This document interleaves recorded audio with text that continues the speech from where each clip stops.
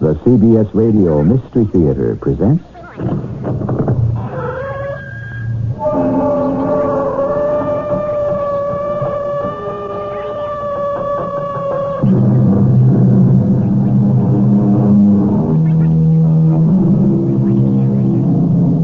Come in. Welcome. I'm E.G. Marshall. Blessed be the ties that bind. Blessed indeed, for without our closest relationships, what a lonely and desolate place this world would be. We all forge bonds that last a lifetime, that even death cannot sever. But what can you do about a loved one who is lost? Not to death, but to the unknown. Mrs. Bledsoe, we've come just about as far as we can safely go. But we're so close. I'm not going to stop now. The trail gets steeper from this point on. It's too dangerous. You can turn back if you wish, Mr. Hodges. My husband and I intend to push on until we find out what has happened to our daughter. Please, before you make that decision, I think I ought to warn you. There's something about this mountain I didn't tell you.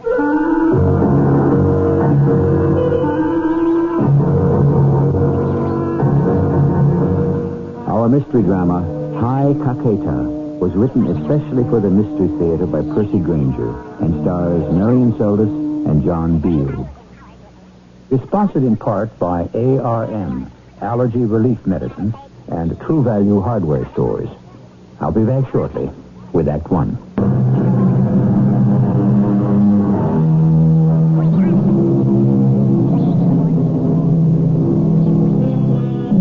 Missing. Presumed dead. How often we've heard that phrase. How helpless it makes us feel. When even the certainty of death is denied us, what is left? To live in hope? But after a while, hope can become its own kind of prison. And then what? Either we must accept a fatalistic point of view or take the only initiative open to us. Morning, Miss Bledsoe. Anything for us today, Andy? Yeah, this is the month again. Bills. And Mr. Bledsoe's book club selection. Is that all? I'm afraid so. But maybe you missed something. Airgrams are so thin. Or maybe she just wrote a postcard. Are you sure there isn't anything at all? Miss Bledsoe, may I ask you a favor? What? I've walked this route a long time. Known you folks a lot of years. Ever since Jill was a baby. I know that, Andy. It's just that, well, I'd appreciate it if you wouldn't be down here anymore by your mailbox when I come along. It just ruins my day to have to give you the same news. But we haven't heard a word from Jill in 6 months. I'm sure that as soon as the State Department finds out anything, they'll let you know. They don't care. They're not interested. You don't know that. After all, where was it she disappeared? In South America someplace, wasn't it? The Andes Mountains. In Ecuador. Oh, yeah. That's pretty isolated terrain, isn't it? Even worse than the backwoods in New Hampshire here. And wild, too. Oh, I'm sure if the government had really wanted to, they could have found her by now.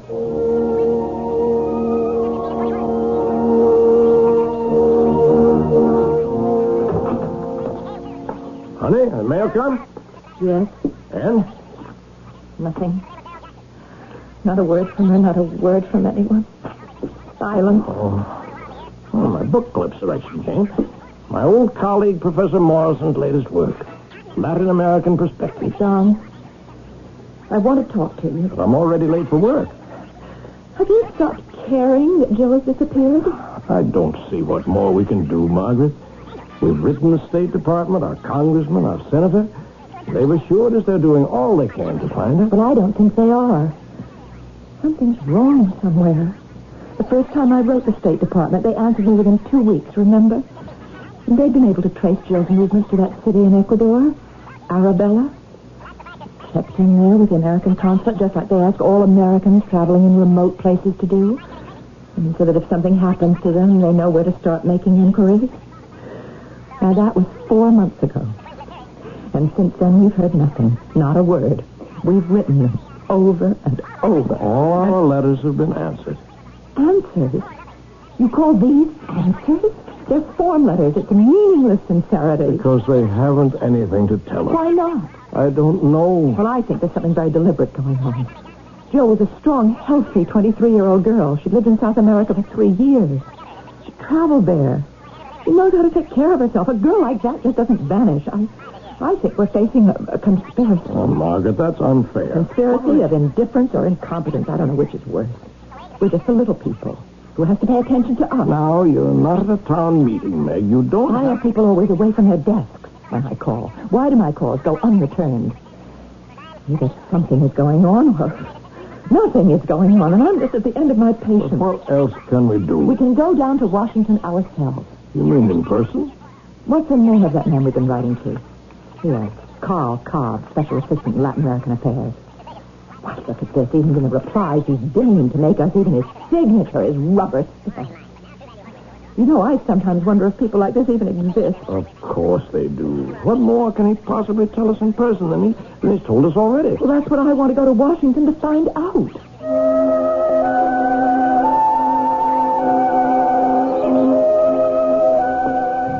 Look at the size of this building.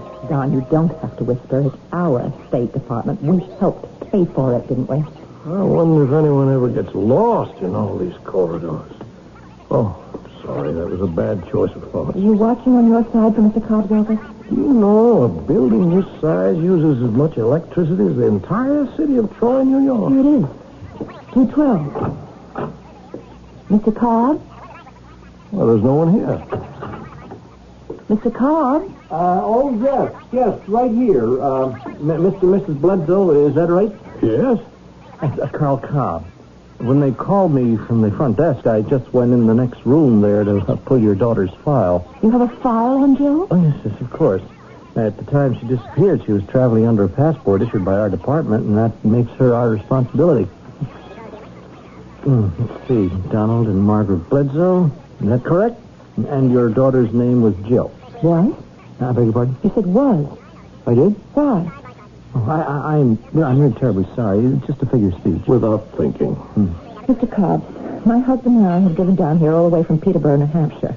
Oh, well, you're New England, is that? And we want to know what is being done to find our daughter. The disappearance of U.S. citizens traveling abroad is a regrettable occurrence. Our last communication from her was from Arabella, Ecuador. Well, in most cases, there's a... Did you say Arabella? Yes, I looked it up on the map. It's at the foot of Mount Caqueta in the Andes. Yes, of course, yes, that's what it says right here in the file, Arabella. I remember now. No, anyway, in most cases, there is little we can do beyond passing on what information we have to the local authorities. We sent you photographs and even some samples of her handwriting. Well, these would have been forwarded to our consular representative there, Mr. Raymond Hodges. Yes, here's that information. They were sent down on October 2nd of last year. And you've heard nothing from him? Well, apparently not. Tell me, was your daughter with a group? No, she was traveling alone. Alone? Jill's lived in Latin America for 3 years. She teaches school. She speaks Spanish and Portuguese fluently. She's quite able to take care of herself. She traveled alone every summer. Well, still, it's hardly advisable. People don't just vanish. Ah, but unfortunately, sometimes they do, Mrs. Bledsoe. Not my daughter. What's the matter with Arabella? I beg your pardon? If I'm not mistaken, you did something of a double take a moment ago when I mentioned it. Well, it's nothing in particular. We didn't drive this distance to get more of a runaround, Mr. Cobb. If it's necessary, we will go to your superior. Well, I didn't want to alarm you unduly. Well, please do. It's better than nothing. Well, this isn't the first time that the town of Arabella has appeared in our files. Over the past 2 years, if my memory serves me, close to half a dozen U.S. citizens have disappeared in that vicinity. What's happened to them? We don't know. But apparently it's not just U.S. citizens. Several people from other nations have disappeared there as well. Well, what does your man down there, this Mr. Hodges, have to say about all this? Nothing. There's people vanished. There's no evidence, no clues, not a trace. The only thing they seem to have in common is that they've all set out to climb Mount Caqueta. That's what Jill said she was planning to do in her last letter. But then why aren't people warned away from this mountain? Well, no, I'm sure they are, Mrs. Bledsoe, but for some people a warning is an invitation. I am sorry I can't tell you anything more encouraging. if we receive any word at all, I'll of course, I'll let you know immediately. That won't be necessary, Mr. Cobb. Why not? I'm not at all satisfied by this conversation, nor is my husband. It sounds to me as if your man down there, this Mr. Hodges, isn't very much on the ball. Clearly, the only way we're ever going to find out what has happened to our daughter is to go to Arabella in person.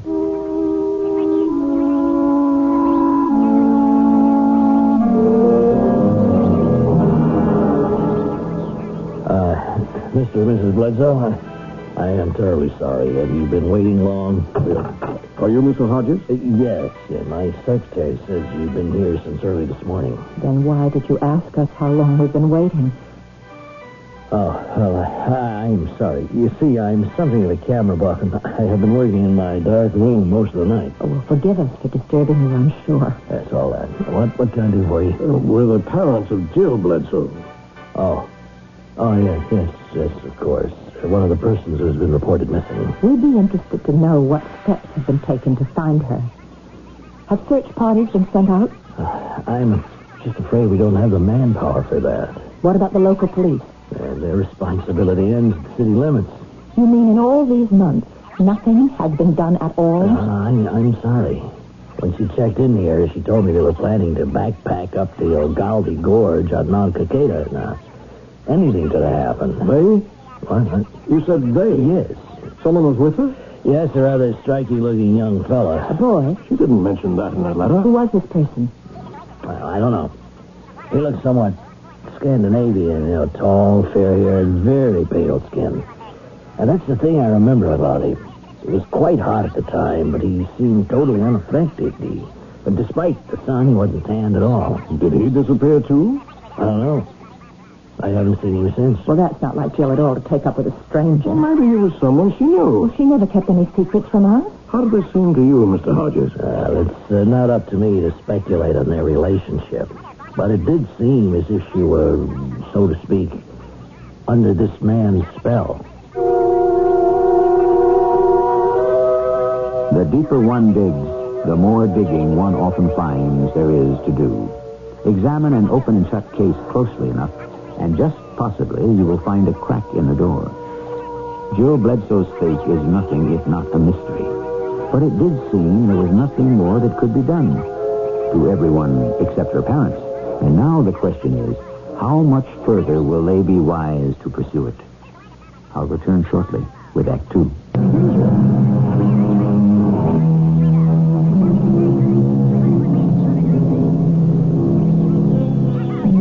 He wandered the fabulous byways of the world and asked only that its wonders be to him unfurled. So sang the medieval troubadour. And so have many souls with wanderlust in their hearts sung since. But when traveling, one does well to choose companions wisely. Just who was this young man who was with Jill Bledsoe when she vanished? Was he also a victim? Or was he perhaps the cause of her disappearance? Mr. Hodges, you permitted our daughter to go up that mountain with a strange man. Now, I run a consulate here, Mrs. Bledsoe, not a beating service. But you said there was something suspicious about him. I said he was a foreigner of some sort, yes, but there was nothing menacing about him. Excuse me, what do you mean by some sort of foreigner? Nothing, only that I couldn't specifically locate his accent, and that's a hobby with me. I pride myself in usually being able to tell where people are from by the way they talk. But Jill wasn't the first person to disappear on that mountain. Couldn't you have warned them? I did tell them I thought it was ill-advised, yes. And you're sure that you'd never seen this man before? No. At least I didn't think so at the time. So you have? No. But he did seem familiar to me in some way. I mean, I began to think, well, maybe I had, but I'm sure I haven't. You're not making a great deal of sense, Mr. Hodges. Copies of Jill's photograph are in the hands of local authorities. You can speak to them if you like, but they'll tell you the same thing. People who have gone up Mount Caqueta have vanished without a trace. I am sorry you've made your trek here for nothing. Well, we certainly don't intend to go home now, Mr. Hodges. What do you mean? You say that she and this man went up the Ugalde Gorge? You want to climb Mount Caqueta yourselves? We're New Englanders. We're quite used to climbing mountains. In fact, we're prepared for that eventuality by bringing our own camping equipment with us. Well, the Andes are not the Green Mountains, Mr. Bledsoe. We are not going home until we find out what happened. Now, there are Indians, the Andu, who live in the jungles and the upper slopes, so they are completely uncivilized and they're very dangerous. Forgive me again, Mr. Hodges, but I read a very interesting book on the plane trip down, Latin American Perspectives. I'm sure you're familiar with the book. Yes. Then you know it describes the Antu as a small and quite peaceful tribe. Now, perhaps you'd be so kind as to direct us to a store where we can buy some supplies.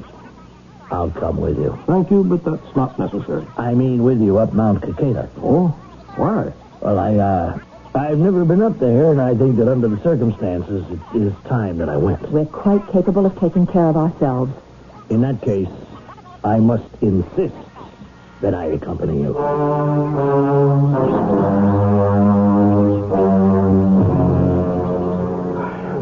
You were right, Mr. Hodges. These aren't the New Hampshire mountains we're used to.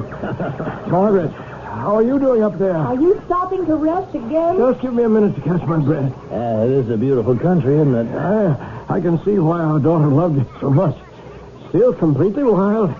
Not a mark of civilization as far as the eye can see. The sun will be setting soon. I wonder how much longer it'll take us to get to the top. Well, there's no point in going all the way to the top. This gorge ends about half a mile up. That's as far as anyone goes. Oh? Yeah, there is a campsite there. We can spend the night, and if we find nothing, well, we'll start back down in the morning. I thought you said you'd never been up here before. John, look. Where? Down in the gorge, in the rocks by the stream. What is it? Something glittering. There's something down there. Don't you see it? Well, my eyesight's never been a patch on yours, Meg. No, I'm sure. I see a little bit of color. Something man-made. That's right. Look.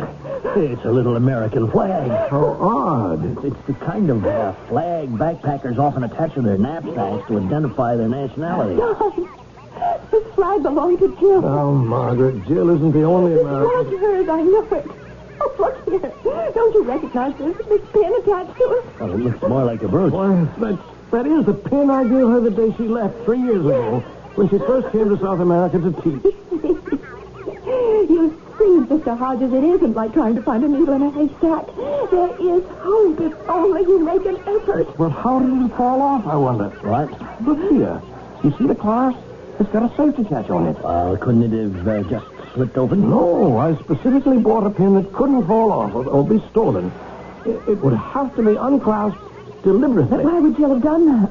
Well, what if she knew she was in danger and left this as a marker? Well, that's pretty far-fetched, don't you think so, Mr. Bledsoe? Is it? Meg, Mr. Hodges has suggested we might want to call off our search about a half mile up where the gorge stops. Why? Well, it's all jungle after that, almost all the way up to the top. It is virtually impenetrable. Mr. Hodges, you never had a chance to answer the question I asked you.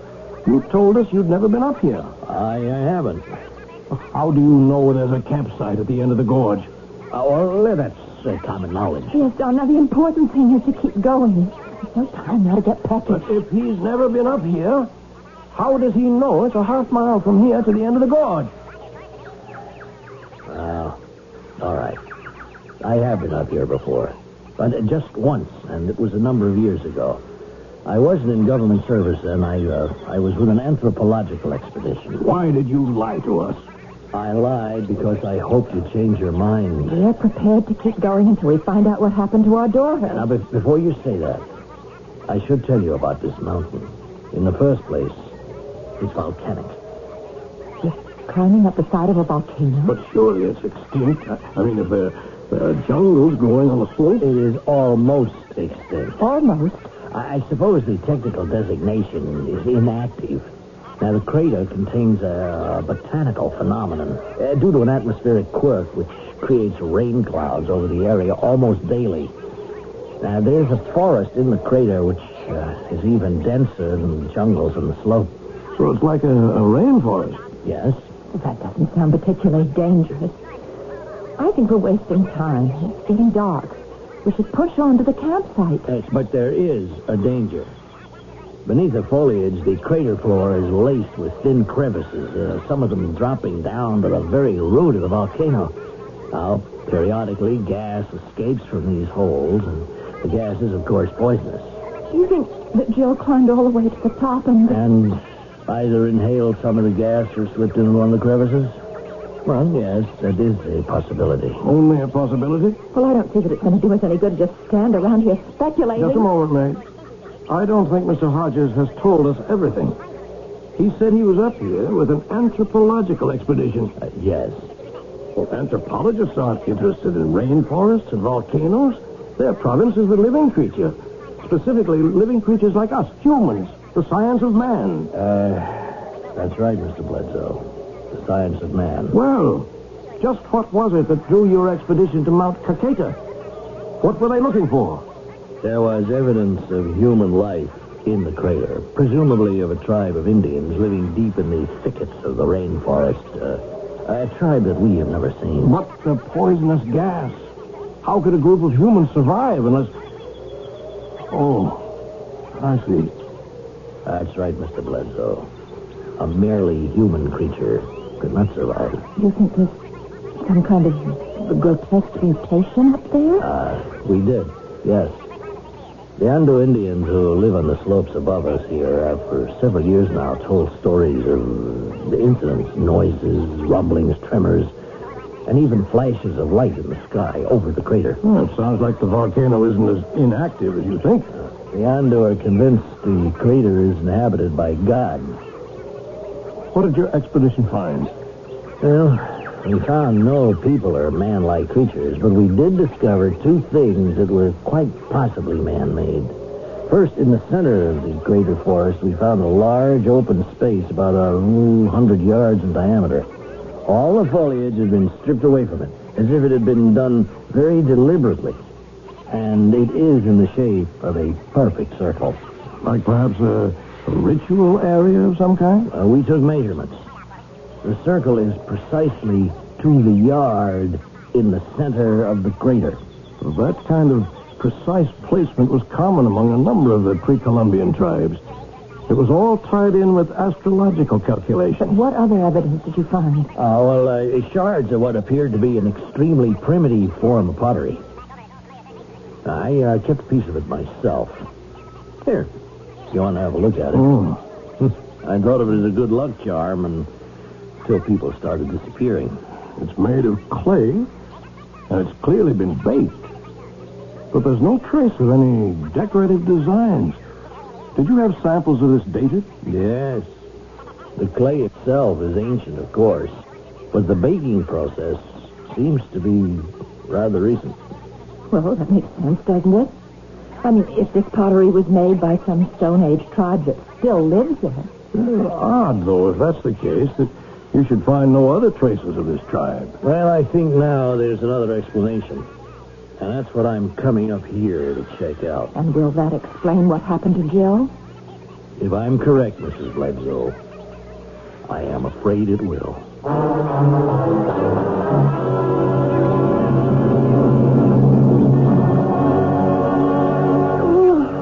good night's sleep.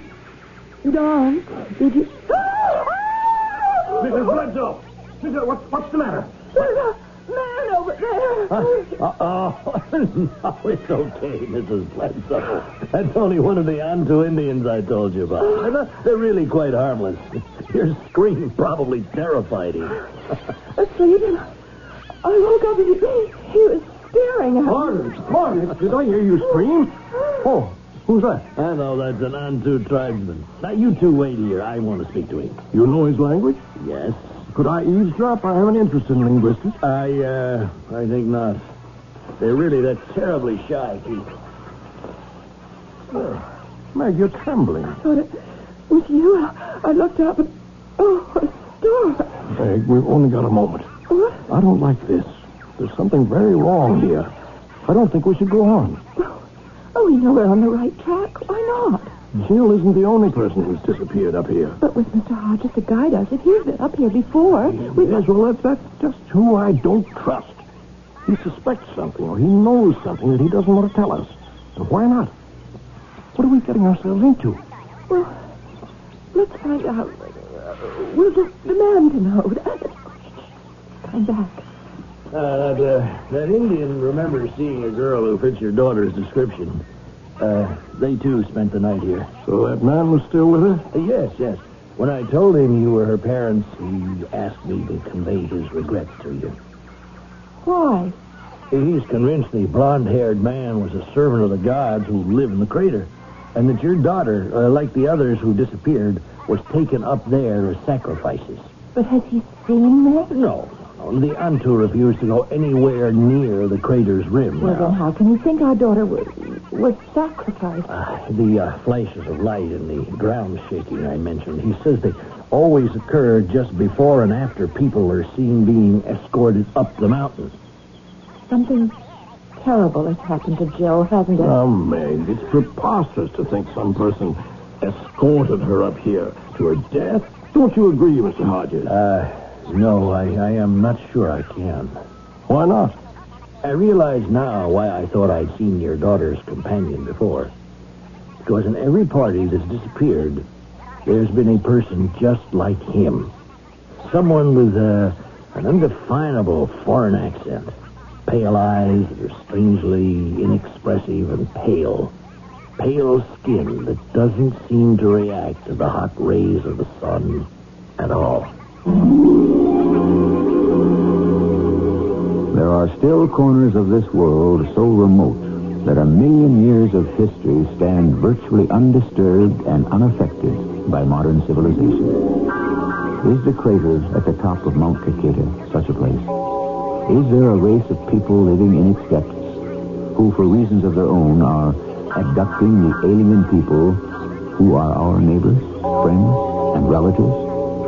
We will discover the answer to that question when I return with our final act.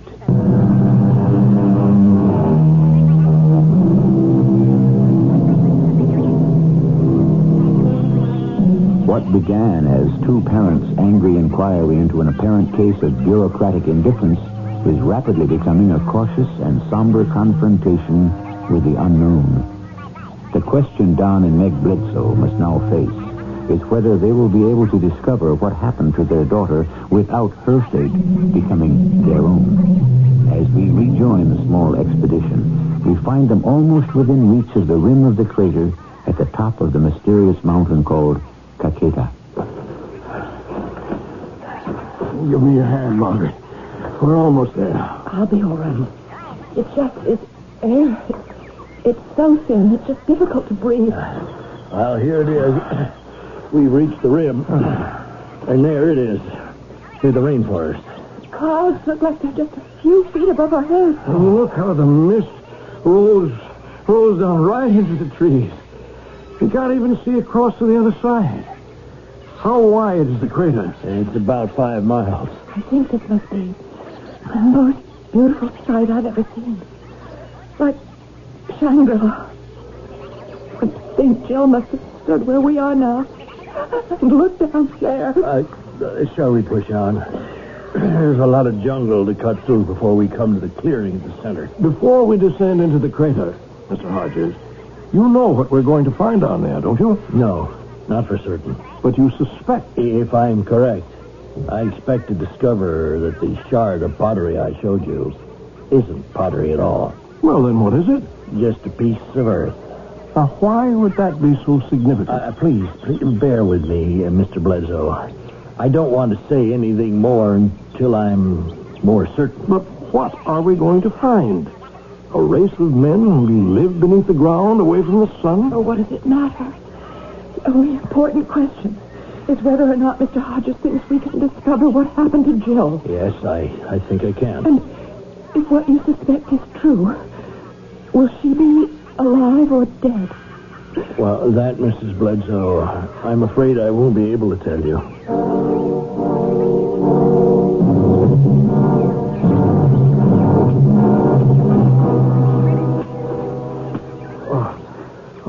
This is extraordinary.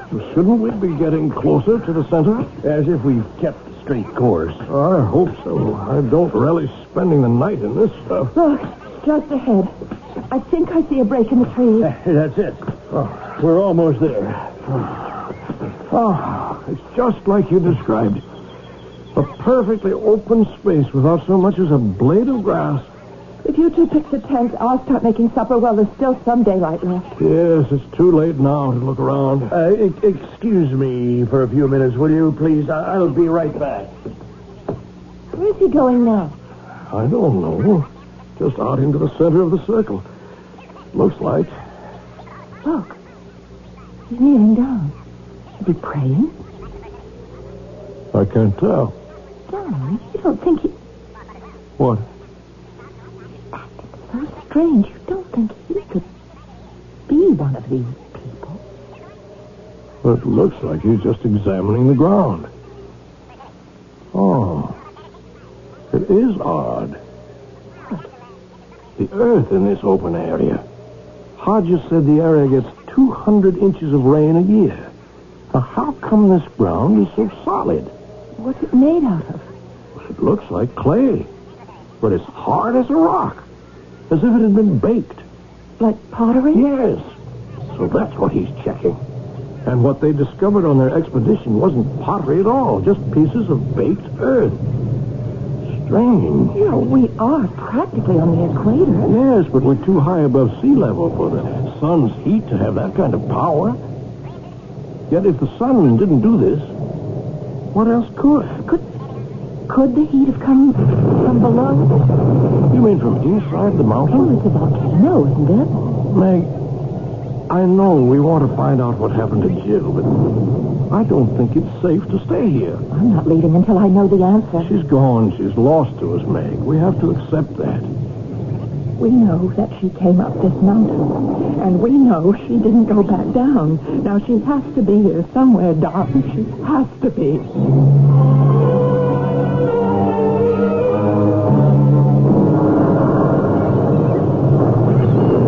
Well, I think it's time for bed. That rain's making me sleepy. I hope it stops by morning so we can start our expedition. I just don't think I'll be able to sleep a bit tonight. I probably won't sleep a wink either. There's something very unnatural about this place. It's too dangerous. But what's dangerous? All we've heard is a lot of stories. You show me one concrete thing about this place that is actually dangerous. Excuse me. Oh, Hodges, he gave us a start. Sorry, but I could hear you from my tent. May I come in? Oh, sure. I didn't mean to eavesdrop. But you see, I came over because I think I know for certain now what happened to Jill and to all the others who have vanished. I suppose you'd have to say it's only a theory, but all the elements fit. What is it? Well, let me start from the beginning. I mentioned the other morning when we first met that my hobby is photography. Yes. Well, I have a fully equipped darkroom in my residence, the consulate. what does this have to do with Jill? Well, after your daughter left the consulate in Arabella, I found a small metal box that apparently had been dropped by the fellow she was with. What was in it? And I didn't look at first. I just figured he'd be back for it. And a couple of months later, I got the communication from the State Department saying you'd reported that your daughter was missing. By then, I'd forgotten about the box altogether. And it was only a few days ago that I happened to notice it on the shelf. Well, I opened it, and I saw it contained a roll of film. I shut it right away to keep the light out. And then, well, my curiosity got the better of me. I decided to develop it. Is that what you were doing when we arrived? Yes. Because I'd opened the box, most of the film was ruined. In fact, only one picture turned out.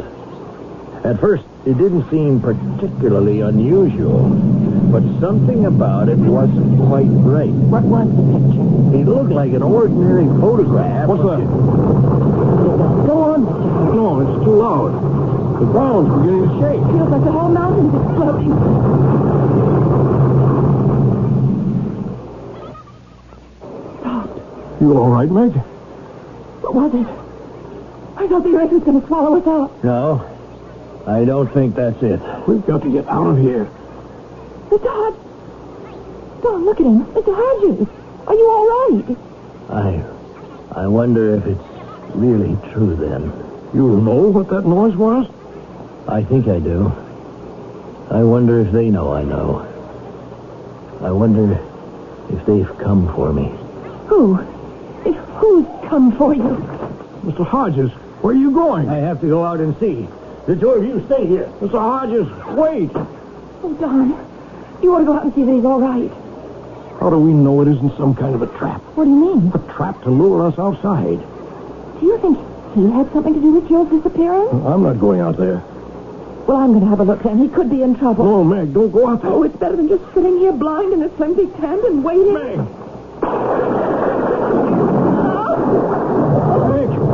Meg, what happened? Are you all right?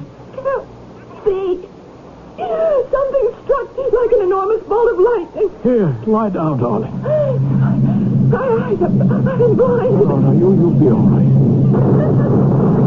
It's sound again. It's starting up again. Sound feels like it's splitting in two. It's stopped again. How are your eyes? My sight's coming back. I don't think we're going to make it through the night.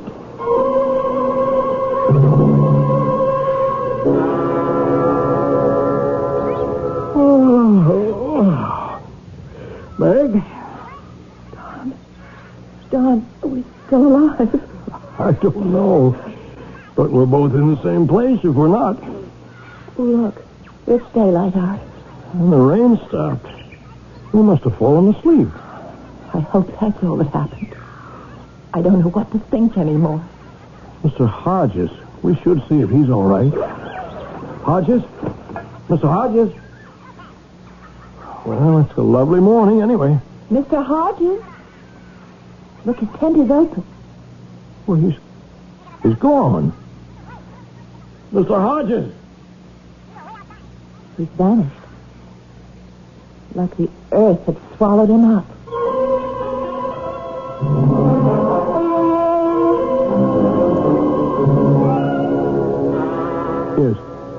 Yes. Thanks very much. Gracias. What time does the bus leave? Not until this afternoon. You'll be able to catch a flight out of Quito tomorrow morning back to the States. How did you sleep? Oh, much better, knowing we'd made it safely back to Arabella. Do you mind terribly that we'll never know for sure what happened to Jill? We know that whatever it was must have been awful. That hurts. But if it's not meant for us to know, it just isn't.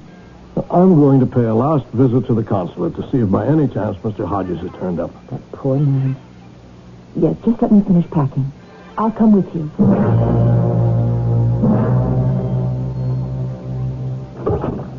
Well? His secretary says there's been no sign of him. She reported his disappearance to the police and cabled the State Department. Don, that roll of film he was telling us about, he talked as if that might explain what happened. Do you suppose we could find it? How? His quarters are attached to the consulate. Remember, he told us that. This morning we met him. He came out of this door over here. Open. Meg, this is his private house. We shouldn't go in here. But if it will give us the answer we're looking for... Which room would be his dark room? Don, here it is. Is there a light switch? Yes, here. Oh, look at all these pictures, Meg. It's hopeless. We'll never find the one he developed for the role that man dropped. But if he just developed it that morning, it would be right on top, don't you think? Well, most of these are photographs of the town and the mountains. No, look. Now, this one's different. It looks like a photograph of the Milky Way. Yes, it does, doesn't it?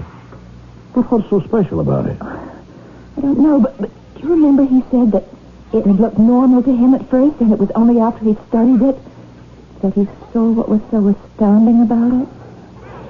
Yes. Do you suppose there's some kind of secret installation up there? Something no one is supposed to know about? Good Lord. What? You see? Yes. I see what happened to Jill.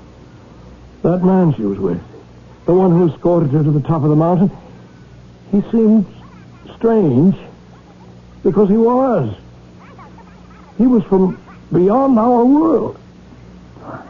From outer space? Well, these creatures must visit Earth periodically to take specimens of us. Oh, Don, that's utter nonsense. No, it isn't. That open circle in the middle of the jungle. It doesn't belong to some primitive tribe. It's a landing pad. Did you mean that noise we heard last night? And the rumbling we felt?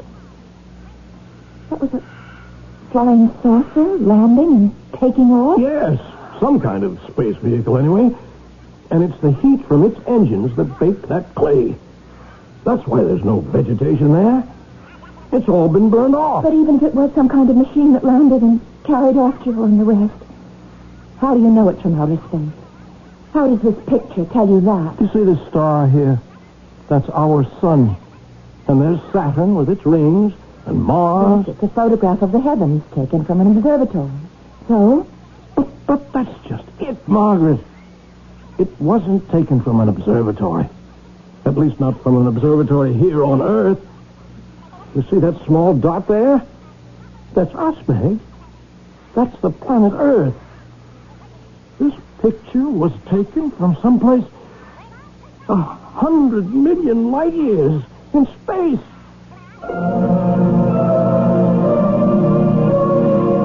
The idea that other planets in our universe are inhabited is neither new nor far-fetched, nor is the speculations that we have been visited by inhabitants from other planets especially improbable. So, is it so bizarre to think that such a visit may be happening at this very moment? Or that some of the hundreds of people who disappear each year may literally have vanished from the face of the Earth? I'll return with a final word in a moment.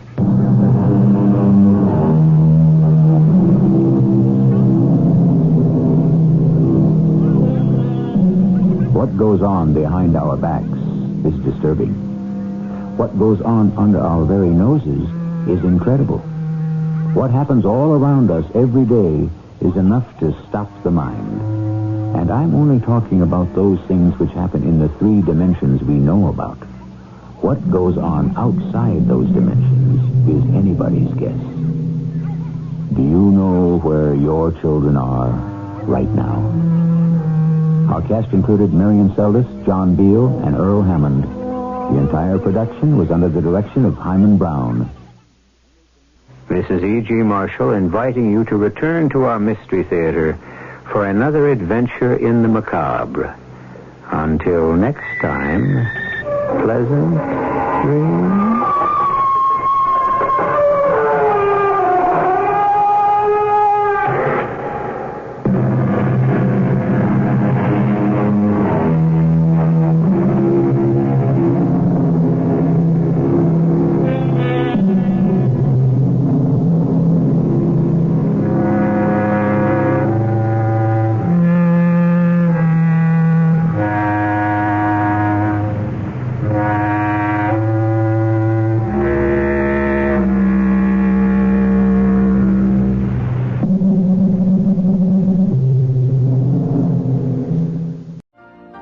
You've been listening to the OTR Gold Network. Find more classic radio at otrgold.com.